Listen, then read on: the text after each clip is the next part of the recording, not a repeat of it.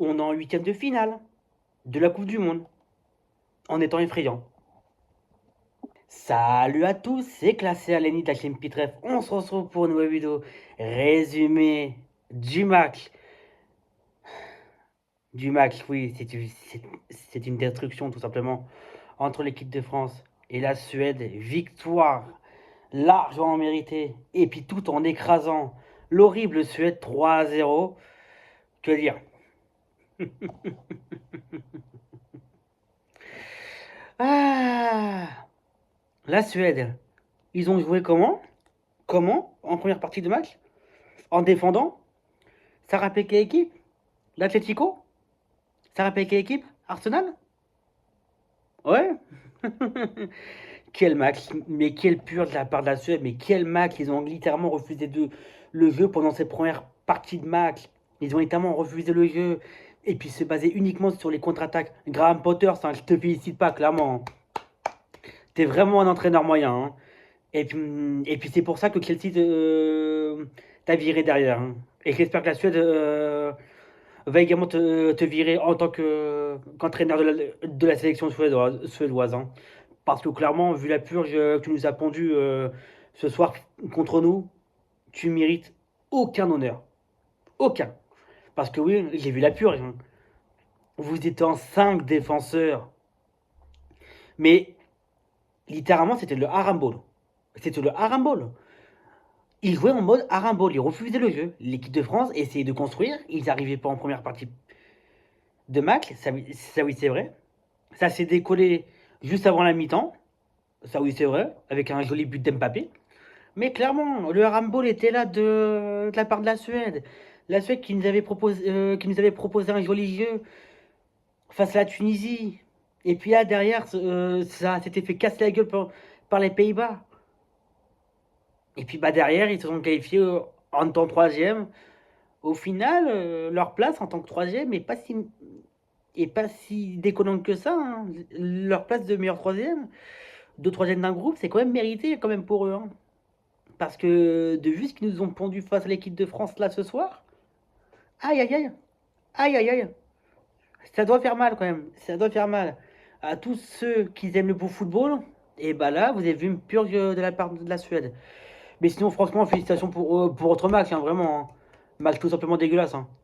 Et surtout, lorsqu'ils sont passés en format 4-4-2, ah bah là, on a tout de suite compris la différence de niveau, hein. L'équipe de France était largement supérieure. Et puis lorsque Barcola a mis le deuxième but, oui, lorsque Barcola a mis le deuxième but, les Suédois, ils savaient que c'était terminé d'avance. Ils le savaient que c'était terminé d'avance. Et puis ça, oui, ils, ils auront beau dire ce qu'ils veulent. Ils savaient que c'était terminé. Et là, franchement, hein, que dire de plus, hein? Rien. À part juste que... Oh, la Suède, hein, vous vous êtes fait dégager. C'est comme des petits crottes que vous êtes, clairement, hein. Clairement, je préfère vous dire, hein. Et puis la vidéo qui a tourné sur les réseaux sociaux des supporters suédois qui tenaient en otage une baguette de pain. Ah, franchement, c'est très bas aussi de votre manière de chambrer, hein. Et donc là, très déçu de leur part en tout cas. Surtout qu'ils avaient bien commencé, mais bon, c'était la Tunisie en face, hein, c'était la Tunisie. Ensuite, après, face aux Pays-Bas, ils se sont fait casser la gueule. Oui, oui, ils se sont fait casser la gueule. Excusez-moi pour les bruits dehors, hein, vous entendez peut-être des bruits de criquets ou un truc comme ça, c'est normal. Il fait chaud, c'est l'été, hein. Voilà, voilà, c'est l'été. Donc voilà quoi, je suis déçu pour la performance des Suédois, mais bon, on s'attendait un petit peu. L'équipe de France est quand même effrayante. Mais puis une fois qu'ils ont mis le but, l'équipe de France, en seconde période, ils ont décidé de passer en mode offensif. Et puis au final, ça n'a pas du tout fonctionné. On a très vu le niveau, hein, de cette équipe de France, de cette équipe de Suède, pardon. Et franchement, c'était juste honteux, hein. Honteux pour une Coupe du Monde, hein. Et pour dire que ces gens-là, ils sont arrivés en de finale en tant que meilleur troisième. Bravo, bravo. Je vous félicite pas, mais bravo quand même. En tout cas, la France a tapé la Suède de B à Z, comment on pourrait dire. De B à Z, c'est parce que c'est vrai que la première partie de match, c'était compliqué pour l'équipe de France. La première mi-temps, c'est un peu gâché à cause de ce bloc de défense, mais horrible, horrible, ce bloc de défense, mais tout simplement horrible. Et puis bah derrière, on voit ce qui s'est passé, hein. On marque un premier but avant la mi-temps, Mbappé super enroulé. Ça rappelle euh, face à la Pologne en 2022. Et puis au final, bah, ça a déroulé. Barcola qui marque, Mbappé qui marque pour doubler. Quand même, j'ai quand même été déçu par certains joueurs. Olysée, la retourne acrobatique qui touche le poteau évidemment.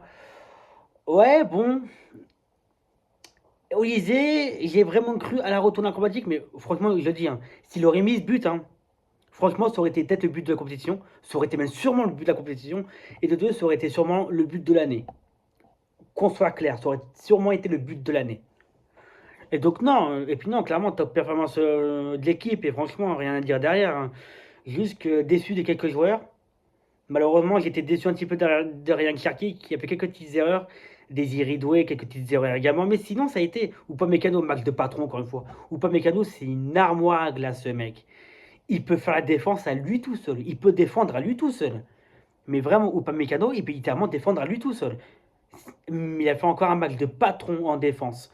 Mais franchement, je le dis, hein, Upamecano, pour moi, il devrait être titulaire tout le temps, hein. Mais voilà, voilà. Bon, ce match a été débridé rapidement après le premier but. Ensuite, le deuxième but, ensuite le troisième but. Mais bref, voilà. Les séries de finale entre la France et la Suède, c'est très très vite. On savait très très vite qui était gagnant ou perdant, clairement. On savait direct, hein. Et franchement, c'est bien mérité. En huitième de finale, on affronte le Paraguay. On affronte le Paraguay, encore une équipe très très défensive. Le Paraguay, on verra ce que ça donnera. Déjà qu'ils ont éliminé l'Allemagne de manière un petit peu, ouais, très très défensive quand même, hein. Et puis au final, bah, l'Allemagne s'est fait éliminer. Puis j'espère que nous, on va pas vivre le même destin. Normalement, non, on est quand même meilleur que l'Allemagne. Surtout cette Allemagne du moment, hein. Donc on verra ce que ça va donner. En tout cas, on va partir pour les stats. Les stats, mesdames et messieurs, je vais vous les dire direct. Alors, 25 tirs contre 8. Donc oui, l'équipe de France, ils ont tiré 25 fois contre 8 pour la Suède. Tir cadré, 13 tirs cadrés contre 3. Donc là, à quel point les stats de la Suède sont ridicules. 61% de possession contre 39%. Là aussi, c'est ridicule. Les passes, 523 passes contre 326. Ils ont produit 2 fois moins de passes que nous. C'est aberrant. Précision de passe, 91% contre 81. Bon, bah ça va. Faute. Par contre, l'équipe de France, ils ont commis pas mal de fautes contre 10. Ok. Ça oui pour l'équipe de France, c'est un petit peu à voir. Carton jaune, il n'y en a pas eu. Carton rouge, il n'y en a pas eu. Et hors jeu, il y en a eu 3 pour l'équipe de France et puis 1 pour la Suède. Corner, 9 pour l'équipe de France et puis 1 seul pour la Suède. À quel point les stats de la Suède sont ridicules. À quel point les stats de la Suède sont ridicules et vraiment c'est à mourir de rire. À quel point cette Suède. Ils pensaient vraiment qu'on allait vraiment avoir peur d'eux. Vraiment, ils pensaient. Surtout que la Suède, bon, ils avaient déjà battus auparavant, sauf, sauf pendant l'Euro 2012 où ils nous avaient tapé, je crois, 2-0, il me semble. Mais bon, c'était pas la même époque, c'était pas la même France. C'était une France en reconstruction sous Laurent Blanc à l'époque. Et puis là, c'est sous Didier Deschamps à son apogée sur sa dernière Coupe du Monde. Donc bon, là, l'équipe de France est clairement à l'apogée de de sa vie, de son art. Donc voilà. Et oui, j'ai sorti le maillot de l'Euro 2021, l'Euro 2020 ou sinon l'Euro 2021, c'est comme vous voulez le dire, mais en tout cas, j'ai sorti ce beau maillot pour l'occasion. Et puis vu qu'ils ont joué en maillot domicile, bah du coup, bah, j'ai sorti un maillot domicile forcément. Mais face au Paraguay, à mon avis, on jouera sûrement en maillot domicile, c'est parce que, à mon avis, le Paraguay, ils vont sûrement jouer avec leur kit traditionnel blanc et rouge, tandis que nous, on va sûrement jouer avec notre kit traditionnel en bleu.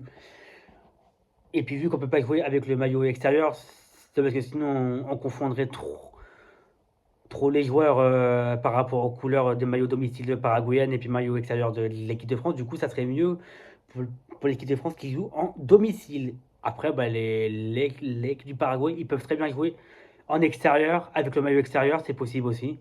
C'est déjà arrivé à l'équipe de France qui joue avec le maillot extérieur en tant qu'équipe à domicile. C'est déjà arrivé à l'Euro 2024, hein, ça remonte il y a 2 ans.